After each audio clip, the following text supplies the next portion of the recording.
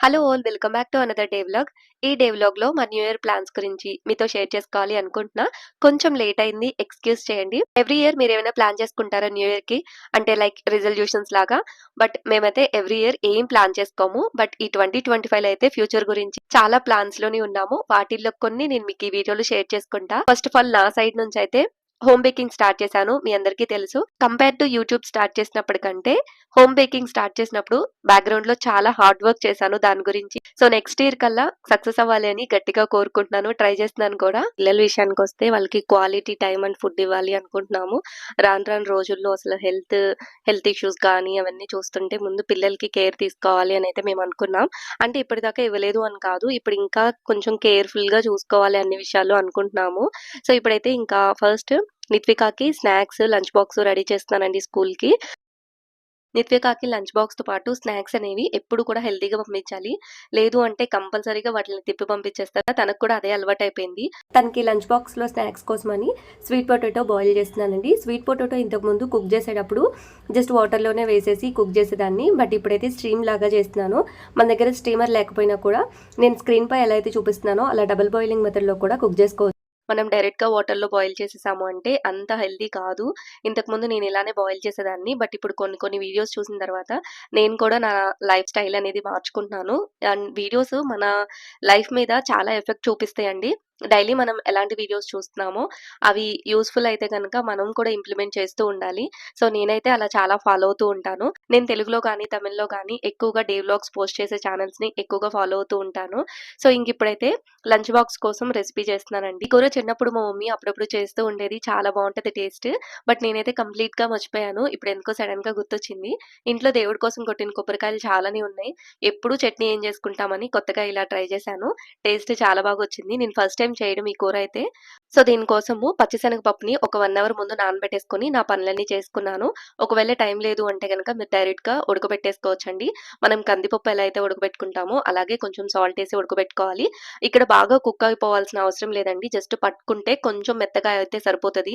మరీ మనకి మెత్తగా అయిపోయినా టేస్ట్ ఉండదనమాట. సో, ఇలా పలుకులుగానే ఉండాలి. నేను ఇలా ఉడకబెట్టేసుకున్న తర్వాత పక్కన పెట్టుకొని మిక్సీ జార్‌లో ఫస్ట్ కొబ్బరిని మిక్సీ పట్టేసుకున్నాను. మీకు దగ్గర తురుము ఉంటే గనుక తురుముకోవచ్చు. అది కూడా బావుంటది టేస్ట్. సో, ఇంకా ఒక పాన్ తీసుకొని ఆయిల్‌లో పోపు వేసేసుకున్నా. ఈ పోపు అయిపోయిన తర్వాత ఆనియన్స్, పచ్చిమిర్చి ఫ్రై చేసుకోవాలి. తర్వాత మనం ముందుగా నానబెట్టుకొని, ఉడకబెట్టుకున్న పచ్చిశనగపప్పు కూడా వేసుకొని ఒక 2 మినిట్స్ ఆయిల్‌లో ఫ్రై చేసుకొని కొబ్బరి యాడ్ చేసేసుకోవాలి. కొబ్బరి యాడ్ చేసుకున్న తర్వాత కలుపుకొని అలా వదిలేయకుండా గరిటెతో తిప్పుతూనే ఉండాలి. లేకపోతే అడుగంటేస్తది. అండ్ కొబ్బరి కూడా మనకి బాగా ఫ్రై అయ్యి పొడి పొడిలాడే వరకు కూడా మనం కుక్ చేసుకోవాలి. ఫైనల్‌గా మనకు టేస్ట్‌కి తగినంత సాల్టు, కారము యాడ్ చేసుకొని ఇంకొక 2 మినిట్స్ కుక్ చేసుకుంటే టేస్ట్ అనేది చాలా బావుంటది. రెగ్యులర్‌గా మనం వండుకునే కూరగాయలు బోర్ కొట్టినప్పుడు ఇలా ఒకసారి ట్రై చేస్తూ ఉండండి. ఇది చాలా హెల్తీ కూడా మనకి. కొబ్బరి మన డైలీ లైఫ్‌లో యాడ్ చేసుకోవడం వల్ల చాలా మంచిదండి. సో, ఎప్పుడైనా ట్రై చేస్తూ ఉండండి. చాలా డిఫరెంట్ టేస్ట్ ఉంటది. సో, చూడండి ఫైనల్‌గా ఇలా పొడి పొడిలాడేదాకా ఫ్రై చేసుకోవాలి. ఇంకా నిత్విక మా హస్బెండ్ ఆఫీస్‌కైతే వెళ్ళిపోయారు. లంచ్ బాక్సెస్ ప్యాక్ చేసిన తర్వాత నేను నా వర్క్స్ చేసుకున్నా. బట్ లక్కీ అయితే నాకు ఎర్లీ మార్నింగ్ నాతో పాటే లేస్తది. ఎందుకు అంత ఎర్లీగా లేచావు అని అడిగితే చూడండి ఎలా చెప్తుందో. ఏం తెలీదు నీకు? హ్మ్?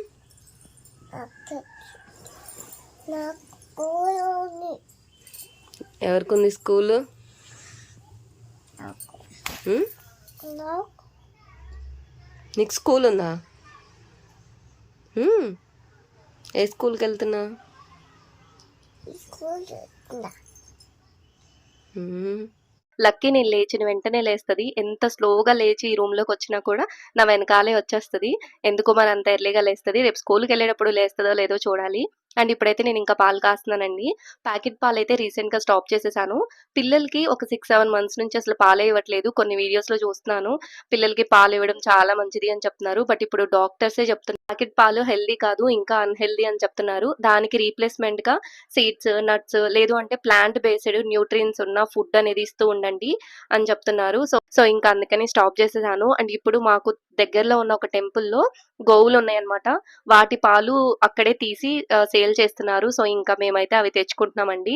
ఇక్కడ మీకేం చూపిస్తున్నానంటే పాలుకి చాలా వెన్నొస్తుంది. చాలా మీగడ కూడా వస్తుంది. అదే చూపిస్తున్నాను. అండ్ శీతాకాలంలో ఒకవేళ పెరుగు తొందరగా తోడుకోవట్లేదు అంటే డే టైమ్‌లో తోడేసుకోండి. మార్నింగే పాలు కాసేసి కొంచెం గోరువెచ్చగా ఉన్నప్పుడు తోడు పెట్టండి. లేదు అంటే గనక ఇలా ఏదైనా ఒక బాక్స్ గానీ, లేకపోతే ఏదన్నా ఒక చిన్న గిన్నె గానీ క్లోజ్ చేసి పెట్టారంటే చాలా తోడుకుంటది. తియ్యగా కూడా ఉంటది.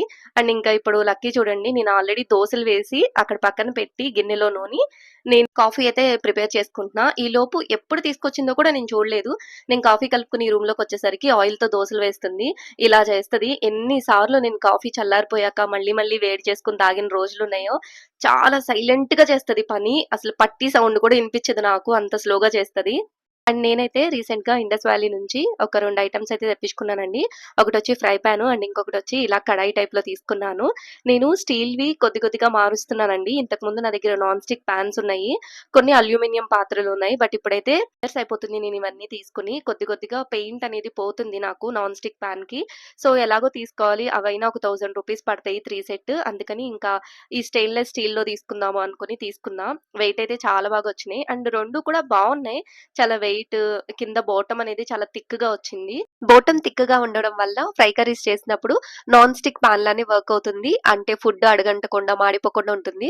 బట్ మనం ఎంత సిమ్‌లో పెట్టుకున్నా కూడా స్టెయిన్‌లెస్ స్టీల్ కదా! తొందరగా ఫుడ్ అనేది కుక్ అయిపోతది. మనం దగ్గరుండి ఫ్రై చేసుకోవాలి. ఈ ఫ్రై పాన్ నేను చాలా రోజుల నుండి యూజ్ చేస్తున్నాను. ఎగ్ ఫ్రై చేసేటప్పుడు చూడండి నాన్ స్టిక్ పాన్ లానే స్టిక్ అవ్వకుండా ఎంత బాగా ఫ్రై అయిందో. ఇది బావుంది కానీ కొంచెం కాస్టే ఎక్కువ అనిపిస్తుంది. ఔట్ సైడ్‌న నేను ఆల్రెడీ ఒక పాన్ తీసుకున్నాను. కంపేర్ టు ఈ ఇండస్ వ్యాలీలో ఫ్రై పాన్ కంటే కూడా హాఫ్ ఆఫ్ ది అమౌంట్‌కి నాకొచ్చింది. సో, మీరు తీసుకునేటప్పుడు ఒకసారి ఔట్ సైడ్‌ని కూడా కనుక్కొని తీసుకోండి. మా హస్బెండ్ వాళ్ళ ఆఫీస్‌లో ఒక చింతకాయ చెట్టు ఉందంట. చేతికి అందేటట్టుగానే కాయలుంటే కొన్ని తీసుకొచ్చారు. బట్ అవి తినడానికి చాలా పుల్లగా ఉన్నాయి. అందుకని పచ్చడి చేద్దామని డిసైడ్ అయ్యాము. చాలా మంది మెన్స్‌కి కుకింగ్ అంటే ఇంట్రెస్ట్ ఉండదు. కిచెన్‌లోకి రావడానికి కూడా ఎక్కువ ఇంట్రెస్ట్ చూపించరు. బట్ మా హస్బెండ్ అయితే కుకింగ్ అంటే చాలా ఇంట్రెస్ట్. ఏవైనా డిఫరెంట్ వెరైటీస్ చేస్తూ ఉంటే గనక కిచెన్‌లోనే ఉంటారు హెల్ప్ చేస్తూ. సో, ఈరోజు కూడా చింతకాయ పచ్చడి రోట్లో చేస్తేనే బావుంటదని చెప్పి, చిన్న వెల్లుల్లిపాయలు దంచుకునే చిన్న రోలుంటే దాంట్లో చేస్తాను అన్నారు. సో, నేనైతే కావాల్సినవన్నీ అందిస్తున్నాను. ఫస్ట్ చింతకాయల్ని బాగా కచ్చాపచ్చాగా దంచుకోవాలి. తర్వాత ఎండుమిరపకాయలు గానీ, పచ్చిమిరపకాయలు గానీ ఆయిల్‌లో ఫ్రై చేసుకొని యాడ్ చేసుకోవాలి. ఇవి బాగా మిక్స్ చేసుకున్న తర్వాత వెల్లుల్లిపాయలు, జీలకర్ర, సాల్ట్ వేసుకుంటే సరిపోతుంది. చాలా ఈజీ. ఈ పచ్చడి తాలింపు కూడా పెట్టలేదు. వేడి వేడి అన్నంలో అప్పటికప్పుడే అవజేసేసాము. అంత టేస్టీగా ఉంది. మా ఫ్యూచర్ ప్లాన్స్ అనేవి విజువల్‌గా నేను నెక్స్ట్ వీడియోస్‌లో షేర్ చేస్తూ ఉంటాను. So, don't miss that videos. Miss అవ్వకుండా ఉండాలంటే ఇప్పుడే సబ్స్క్రైబ్ చేసుకొని నాకు సపోర్ట్ చేయండి. Thank you so much.